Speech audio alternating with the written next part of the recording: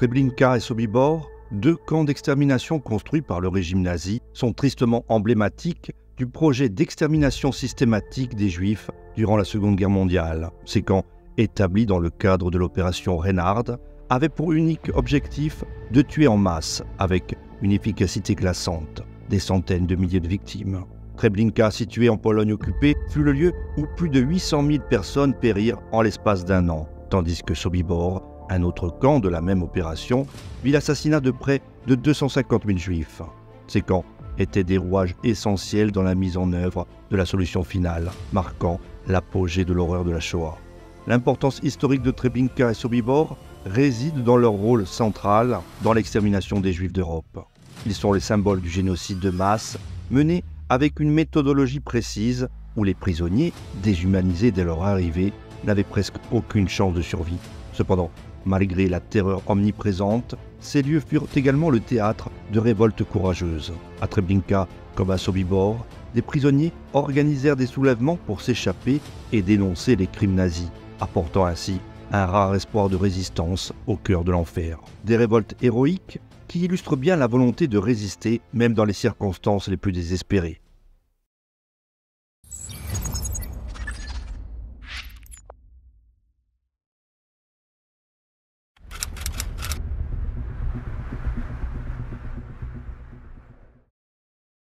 Le contexte historique des camps d'extermination nazis trouve ses racines dans la montée de l'antisémitisme en Allemagne et en Europe centrale, nourri par des idéologies racistes, nationalistes et eugéniques. Le régime nazi, dès son arrivée au pouvoir en 1933, mit en place des politiques de persécution contre les Juifs, mais c'est à partir de 1941 que le projet de la solution finale prit la forme d'un plan d'extermination systématique. Au départ, l'idée de déplacer les populations juives vers des territoires éloignés avait été envisagée, mais elle fut abandonnée en raison de l'impossibilité logistique et du coût élevé d'une telle opération. Le choix s'orienta alors vers une solution radicale, l'extermination des Juifs sur place en Europe. La décision de construire des camps d'extermination, comme Treblinka et Sobibor, fut donc la conséquence directe de cette nouvelle phase dans la politique nazie. Les dirigeants nazis, sous l'impulsion d'Heinrich Himmler, décidèrent que l'extermination de masse devait être effectuée de manière rapide, discrète et systématique. L'usage de camps spécialement conçus pour tuer des centaines de milliers de personnes devint ainsi la solution la plus efficace selon les critères du régime. Ces lieux n'étaient pas destinés à la détention à long terme ni au travail forcé, contrairement à des camps comme Auschwitz-Birkenau, mais uniquement à la mise à mort immédiate des déportés. L'opération Reinhard, nommée en hommage de Reinhard Heydrich, le responsable du RSHA, l'Office central de la sécurité du Reich, fut la clé de voûte de cette entreprise d'extermination.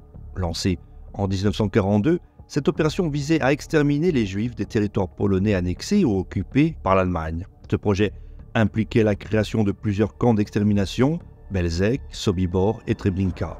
Le rôle central de cette opération dans la solution finale était évident. Elle devait rapidement éliminer les populations juives de ces régions, jugées encombrantes et inutiles aux yeux du régime. Les camps furent implantés dans des zones isolées, proches des chemins de fer, facilitant ainsi le transport des déportés venus de toute l'Europe occupée. Treblinka et Sobibor occupèrent une place particulière dans cette machinerie de mort. Treblinka, inauguré en juillet 1942, devint rapidement l'un des camps les plus meurtriers du Troisième Reich. Construit à environ 80 km au nord-est de Varsovie, ce camp fonctionnait presque exclusivement comme un centre d'extermination. Les trains arrivaient quotidiennement, remplis de Juifs venant des ghettos de Varsovie et d'autres régions.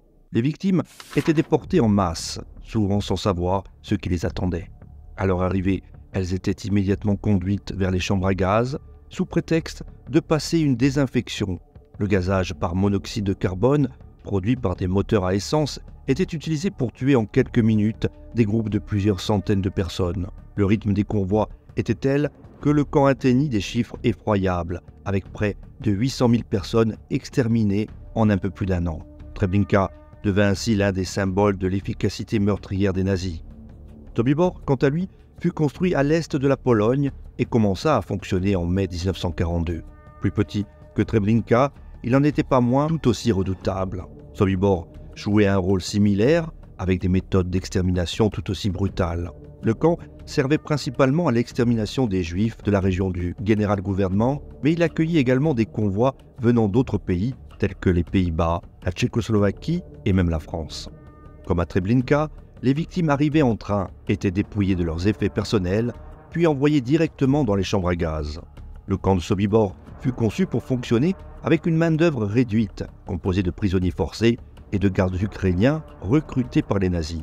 La particularité de ces deux camps résidait dans leur objectif exclusif d'extermination rapide, contrairement à d'autres lieux comme Auschwitz, où les prisonniers pouvaient être sélectionnés pour le travail forcé avant de mourir d'épuisement. Treblinka et Sobibor ne laissaient aucune chance de survie aux déportés, sauf à une poignée d'entre eux, utilisés pour des tâches spécifiques telles que l'entretien des infrastructures, la gestion des dépouilles ou la manipulation des biens confisqués aux victimes. Ces capots, ou travailleurs forcés, étaient eux-mêmes condamnés à une mort certaine une fois qu'ils ne seraient plus jugés utiles. L'idéologie nazie, profondément raciste et antisémite, ne voyait dans les Juifs qu'un ennemi à éliminer, et ces camps furent donc conçus comme des usines de mort où l'éradication devait se faire de manière industrielle à un rythme soutenu.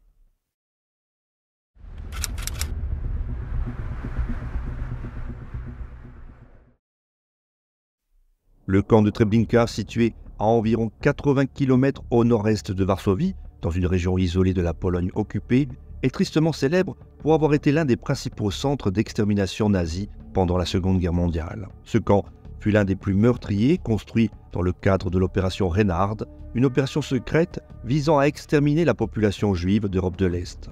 Treblinka était en fait composé de deux sites distincts. Treblinka 1, un camp de travail, et Treblinka 2, un camp d'extermination. C'est ce dernier qui joua un rôle central dans l'extermination des Juifs. Fonctionnant principalement de juillet 1942 à octobre 1943, Treblinka 2 fut conçu pour tuer de manière systématique des centaines de milliers de personnes, principalement des Juifs, mais aussi des Roms. La structure du camp de Treblinka était simple, mais redoutablement efficace pour accomplir son objectif de mort massive. Le camp était divisé en plusieurs sections. D'abord, il y avait la zone de réception, où arrivaient les trains remplis de déportés. Ces trains étaient composés de wagons à bestiaux dans lesquels des hommes, des femmes et des enfants étaient entassés, souvent sans eau ni nourriture, pour un voyage qui pouvait durer plusieurs jours. Cette zone était également le lieu où les déportés étaient forcés de se déshabiller et de remettre leurs biens personnels, sous prétexte de désinfection. À proximité de cette zone se trouvait la partie administrative, où résidaient les gardes SS et les membres de l'administration du camp. C'était là que les décisions relatives à la gestion quotidienne du camp étaient prises. Ensuite, il y avait la partie la plus sinistre, les chambres à gaz. Située dans une zone fermée et dissimulée du reste du camp, elle était le cœur du dispositif d'extermination. Les victimes, une fois dépouillées de leurs vêtements et de leurs biens, étaient conduites vers ces chambres à gaz, souvent sous le prétexte qu'elles allaient prendre une douche. Les chambres à gaz étaient alimentées par des moteurs qui dégageaient du monoxyde de carbone, un gaz mortel qui tuait les victimes en quelques minutes. Le camp de Treblinka, bien qu'il fût de taille relativement modeste, avait une capacité d'extermination impressionnante. Il pouvait tuer jusqu'à 12 000 personnes par jour. Environ 800 000 personnes y furent exterminées durant sa brève existence. Le processus de mort était froidement structuré. Les trains en provenance de divers ghettos et lieux de détention arrivaient à une cadence régulière à Treblinka.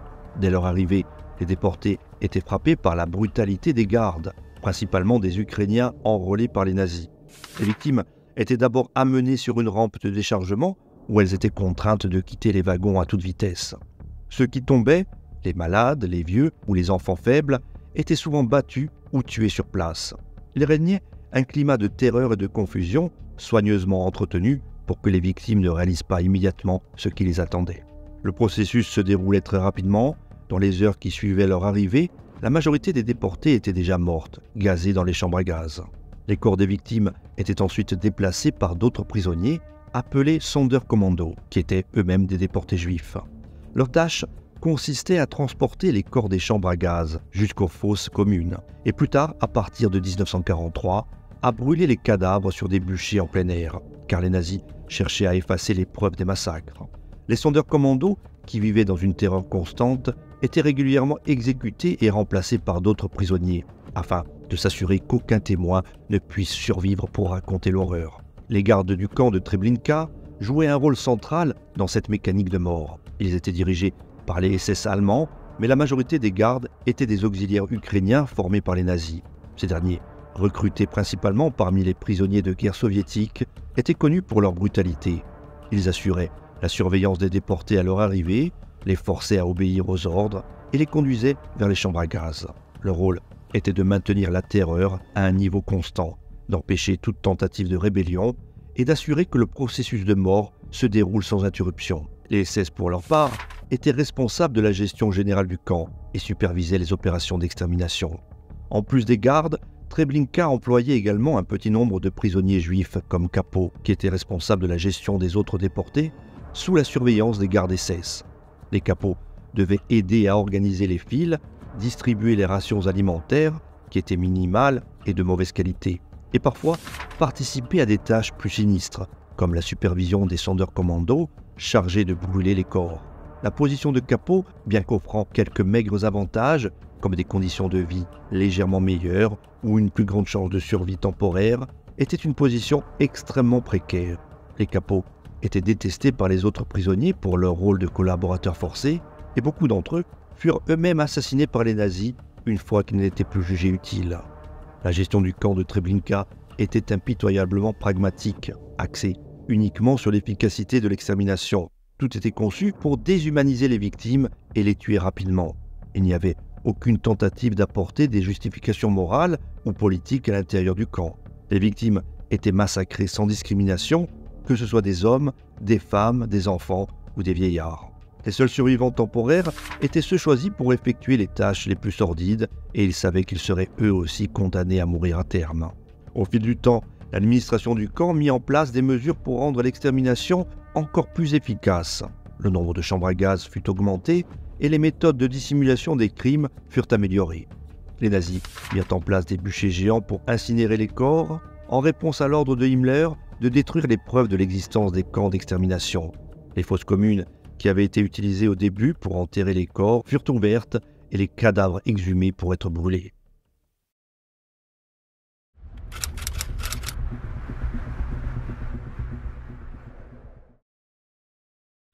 Le camp de Sobibor, situé dans une région reculée de l'est de la Pologne, occupée par les nazis, est l'un des principaux camps d'extermination mis en place dans le cadre de l'opération Reinhard. Sobibor a fonctionné de mai 1942 jusqu'à l'automne 1943 et son objectif principal, comme celui des autres camps d'extermination de l'opération Reinhard, était de tuer systématiquement les Juifs déportés d'Europe de l'Est, ainsi que d'autres groupes considérés comme indésirables par le régime nazi, notamment les Roms. Bien que Sobibor fût moins connu que des camps comme Auschwitz ou Treblinka, il n'en demeure pas moins l'un des lieux les plus meurtriers du programme d'extermination nazi. Le camp de Sobibor était relativement petit, mais sa conception était entièrement dédiée à la mort rapide et massive. Situé à proximité de la voie ferrée, il permettait d'amener les victimes directement depuis les ghettos et les villes occupées par les nazis. Dès leur arrivée, les déportés étaient accueillis par un environnement soigneusement trompeur. Le camp était organisé pour créer une illusion d'ordre et de calme. Par exemple, une fausse gare avait été construite à l'intérieur du camp avec des pancartes indiquant des directions fictives et des affiches assurant aux nouveaux arrivants qu'ils allaient simplement être transférés pour du travail. Ce subterfuge permettait de maintenir les victimes dans l'ignorance, évitant ainsi des mouvements de panique qui auraient pu ralentir l'efficacité du processus d'extermination. Une fois les trains arrivés, les déportés étaient immédiatement triés. Les hommes et les femmes étaient séparés et on leur ordonnait de se déshabiller sous prétexte d'une désinfection. Les enfants étaient souvent envoyés directement aux chambres à gaz avec les femmes. Comme à Treblinka, le camp de Sobibor utilisait des chambres à gaz alimentées par des moteurs qui produisaient du monoxyde de carbone. Les victimes, dépouillées de leurs vêtements et de leurs biens, étaient entassées dans les chambres à gaz où elles mouraient en quelques minutes, asphyxiées par les émanations toxiques. Leurs corps étaient ensuite transportés par des prisonniers juifs, contraints à des tâches sordides telles que l'inhumation des corps dans les fosses communes, puis plus tard, leur incinération sur des bûchers lorsque les nazis commencèrent à effacer les preuves de leurs crimes. Les deux camps avaient un objectif exclusivement meurtrier. Aucun des déportés ne devait survivre, sauf les quelques prisonniers sélectionnés pour travailler temporairement comme membres des sondeurs commandos chargés des tâches liées à l'élimination des corps et à la gestion des biens confisqués aux victimes. La principale différence entre Sobibor et Treblinka résidait dans leur taille et leur capacité. Treblinka, conçu pour traiter des flux plus importants de victimes, était légèrement plus grand et pouvait gérer des opérations d'extermination à une échelle encore plus massive que Sobibor. Cependant, Sobibor restait un maillon crucial du plan d'extermination nazi. Le camp pouvait tuer jusqu'à 2000 personnes par jour, une efficacité terrifiante pour une installation aussi petite. Les méthodes utilisées à Sobibor étaient également très similaires à celles mises en place dans les autres camps d'extermination de l'opération Reynard. La vie des prisonniers de Sobibor, comme dans les autres camps d'extermination, était extrêmement courte et marquée par une brutalité inouïe. Ceux qui étaient sélectionnés pour travailler dans le camp étaient soumis à des conditions inhumaines, forcés d'obéir aux ordres sous la menace constante de la mort. Ils étaient chargés de la gestion des biens des victimes, de l'entretien des infrastructures du camp et surtout du traitement des corps. Comme à Treblinka, les prisonniers sélectionnés pour travailler dans les sondeurs commandos étaient régulièrement tués et remplacés afin d'empêcher toute résistance organisée ou fuite d'informations. Les conditions sanitaires étaient déplorables et la maladie, la famine et la violence faisaient partie du quotidien de ces prisonniers condamnés.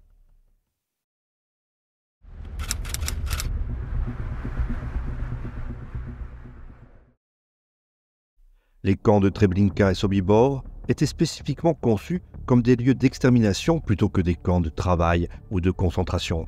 Les humiliations étaient également un élément constant du quotidien des prisonniers. Dans ces camps, les gardes souvent issus de la Schutzstaffel, les SS ou des auxiliaires ukrainiens utilisaient la violence et la terreur pour imposer leur domination. Les prisonniers étaient régulièrement battus, insultés et traités comme des animaux. Les travaux forcés, tels que le nettoyage des infrastructures du camp ou la gestion des cadavres, ajoutaient à la brutalité de leur quotidien.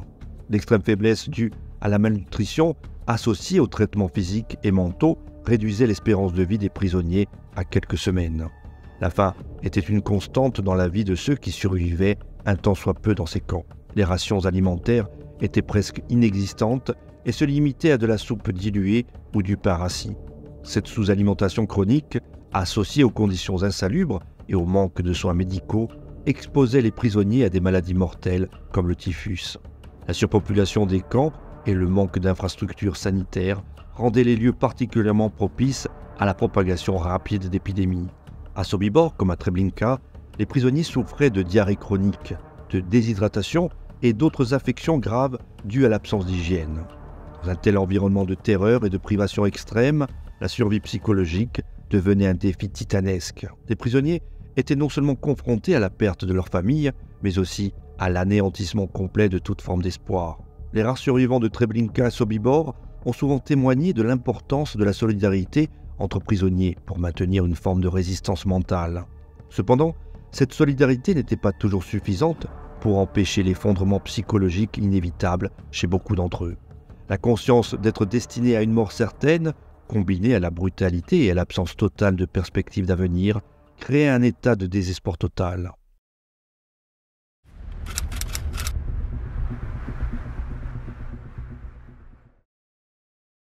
La révolte de Treblinka, qui a eu lieu le 2 août 1943, est l'un des événements les plus marquants de la résistance juive durant l'Holocauste. Son déroulement est un témoignage poignant de la détermination des prisonniers à échapper à une mort certaine et à résister, même face à des probabilités quasi impossibles.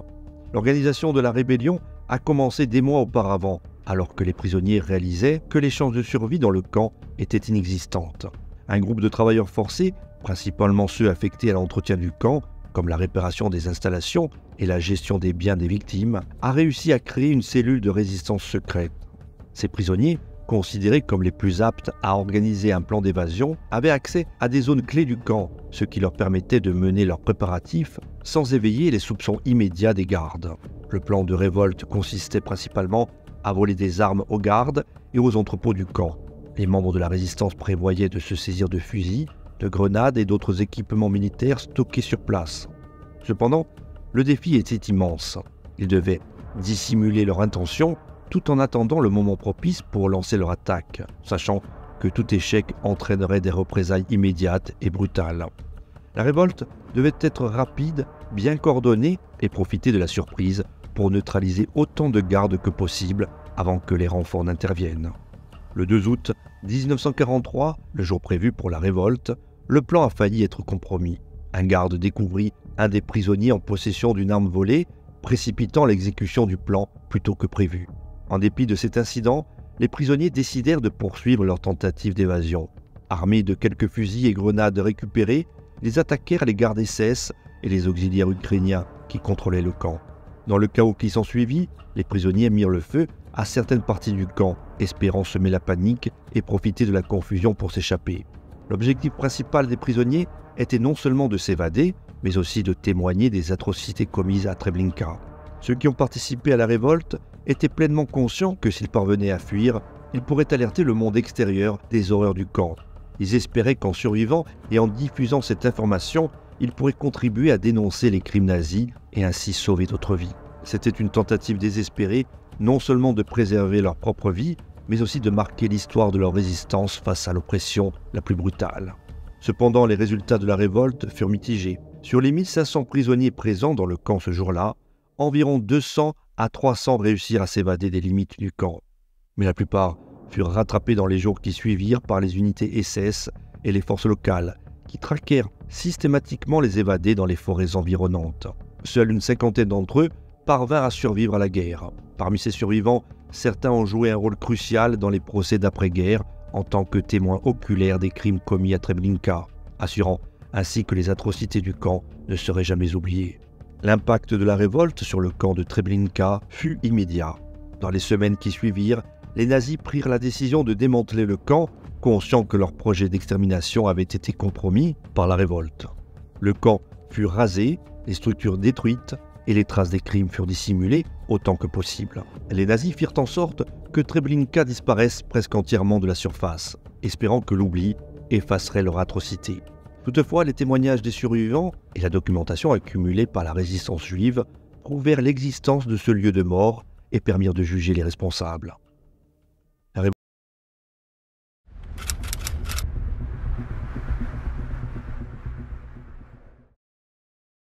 La révolte de Sobibor, survenue le 14 octobre 1943, est l'un des actes de résistance les plus audacieux perpétrés dans un camp d'extermination nazi.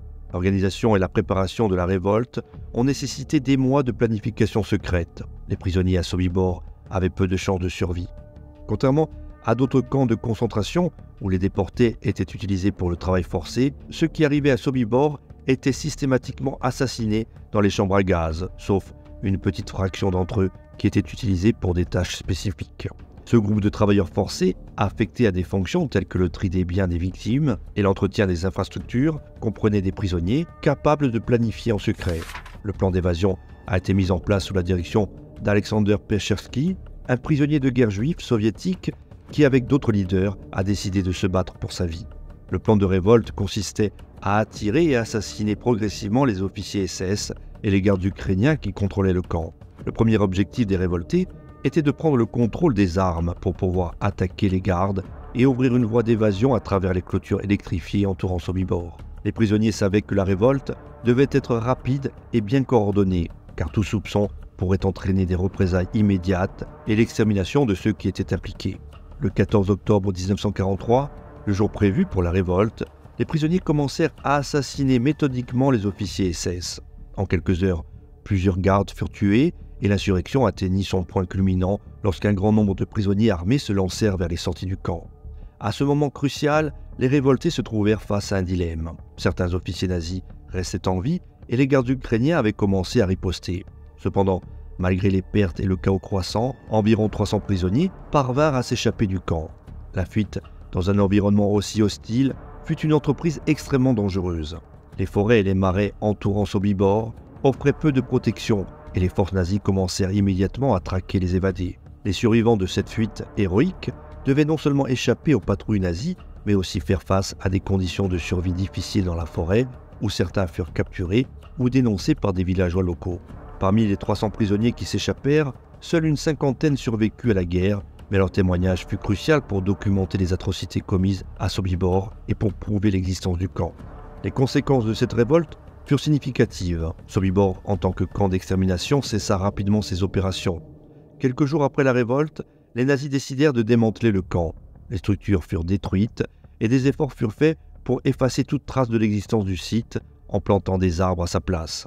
La révolte, bien que coûteuse en termes de vie humaine, marqua la fin d'un centre majeur de l'extermination des Juifs, et elle reste un symbole puissant de la résistance face à la barbarie nazie.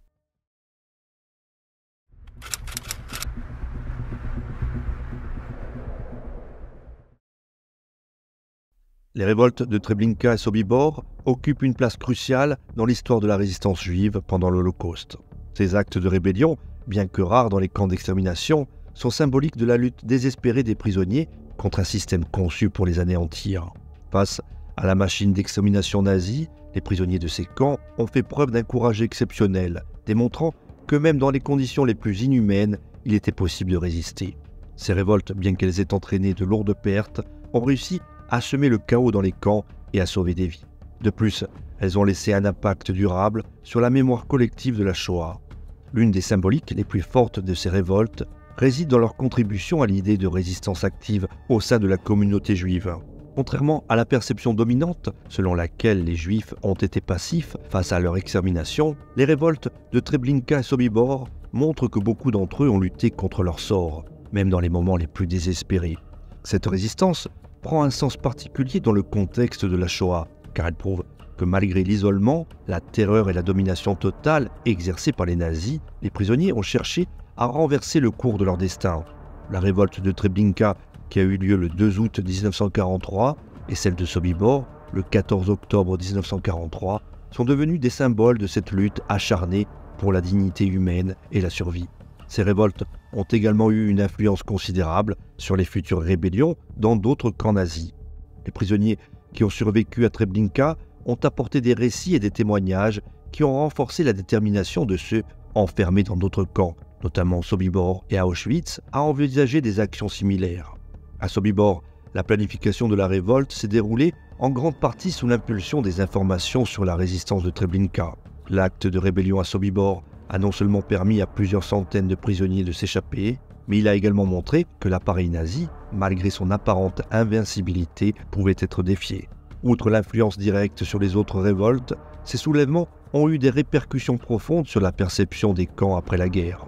Les récits des survivants de ces révoltes ont joué un rôle majeur dans la révélation au grand public des horreurs des camps d'extermination.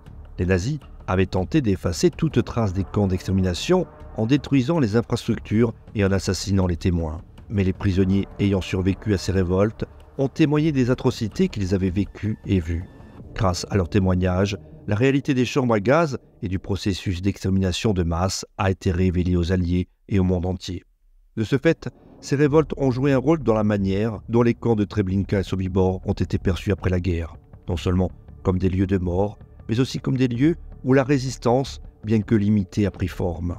En outre, ces révoltes ont contribué à changer la manière dont l'histoire de l'Holocauste a été racontée.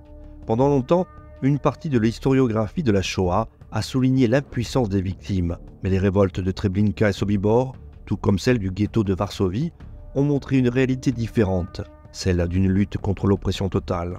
Les survivants de ces révoltes ont apporté une voix différente à la narration de la Shoah, celle de la révolte et de la résistance, ce qui a permis de corriger l'image passive parfois véhiculée. Ces révoltes sont devenues des symboles de l'espoir, de la résilience et de la capacité des individus à lutter contre un système qui avait pour but leur extermination totale.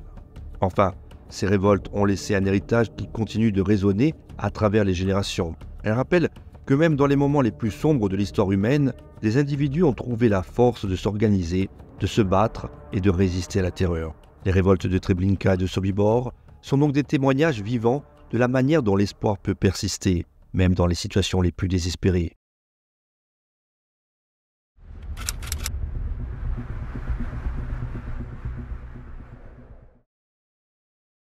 La mémoire des camps de Treblinka et de Sobibor repose en grande partie sur les témoignages des survivants, dont le rôle est crucial pour préserver l'histoire et transmettre les récits des atrocités commises dans ces lieux d'extermination.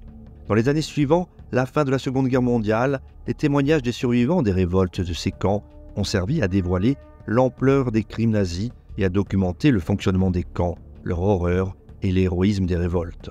Ces récits constituent l'une des seules sources d'informations sur les événements dans ces camps, car les nazis ont cherché à effacer toute trace de leur existence en détruisant les infrastructures et en éliminant les témoins. La préservation de cette histoire passe également par les commémorations actuelles, telles que la création de musées et de mémoriaux. À Treblinka, un mémorial imposant s'étend sur les ruines de l'ancien camp, symbolisant les victimes, tandis qu'à Sobibor, des fouilles archéologiques et des initiatives internationales ont permis de redécouvrir des éléments du camp et d'établir un centre commémoratif. Ces sites sont visités par des milliers de personnes chaque année, jouant un rôle essentiel dans l'éducation des jeunes générations sur la Shoah. Les commémorations incluent également l'enseignement de la Shoah dans les écoles à travers le monde, où les révoltes de Treblinka et Sobibor sont étudiées comme des exemples de résistance face à l'oppression absolue.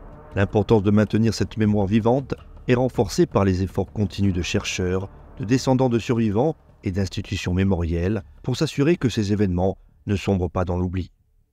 Voilà, merci d'avoir regardé cette vidéo sur les camps de Treblinka et Sobibor et leur importance historique. Si vous souhaitez soutenir cette chaîne et contribuer à la création de plus de contenu sur l'histoire de la Seconde Guerre mondiale, n'hésitez pas à faire un don via Tipeee ou en utilisant le bouton merci juste en dessous de cette vidéo. Et si ce sujet vous a intéressé, je vous invite à regarder une autre vidéo de la chaîne où nous explorons en détail l'histoire du camp de Struthof, le seul camp de concentration nazi en France. Pour conclure, voici une dernière anecdote sur Treblinka. Saviez-vous que les nazis, dans leur tentative d'effacer les traces des atrocités commises, ont transformé l'emplacement du camp en une ferme après sa fermeture? Ils ont même planté des arbres pour masquer l'emplacement exact. Encore merci pour votre soutien et à très bientôt pour une prochaine vidéo.